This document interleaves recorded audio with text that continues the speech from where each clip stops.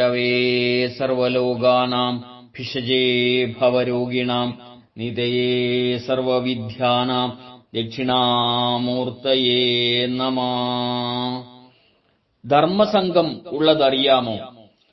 പ്രിയരെ, ഒരിക്കൽ ഗുരുദേവന്റെ പേരുള്ള ധർമ്മസ്വത്തുക്കളുടെ അവകാശം സംബന്ധിച്ച് SNDP യോഗവും ശ്രീനാരായണ ധർമ്മസംഘവും തമ്മിൽ ഭിന്നതയുണ്ടെന്ന ഒരു വാർത്ത നാടെങ്ങും പ്രചരിക്കുകയുണ്ടായി. ഗുരുദേവന്റെ അനന്തരാവകാശിയായി അഭിഷേകം ചെയ്യപ്പെട്ടിരുന്ന ബോധാനന്ദ സ്വാമികളെ SNDP യോഗം അധ്യക്ഷ സ്ഥാനത്തു നിന്നും അവിശ്വാസ പ്രമേയം വഴി നീക്കിയ ഒരു സംഭവം ആ വാർത്തയ്ക്ക് ശക്തി പകരുകയും ചെയ്തിരുന്നു. ബോധാനന്ദ സ്വാമികൾ തന്റെ അധീനതയിൽപ്പെട്ട വസ്തുക്കൾ യോഗവുമായി ആലോചിക്കാതെ ധർമ്മസംഘത്തിന് കൈമാറിയ നടപടിയായിരുന്നു അന്നത്തെ യോഗ നേതൃത്വത്തെ ചൊടിപ്പിക്കുകയുണ്ടായത്.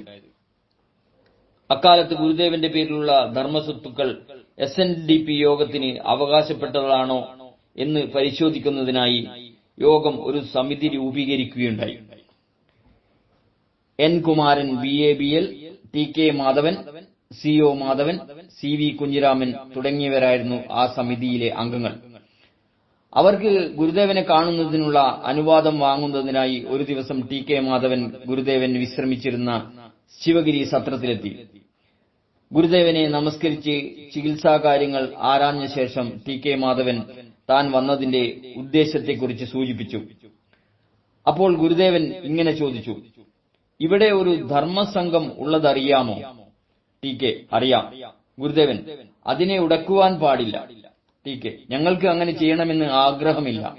ഗുരുദേവൻ: നിങ്ങൾക്ക് എന്താണ് വേണ്ടത്?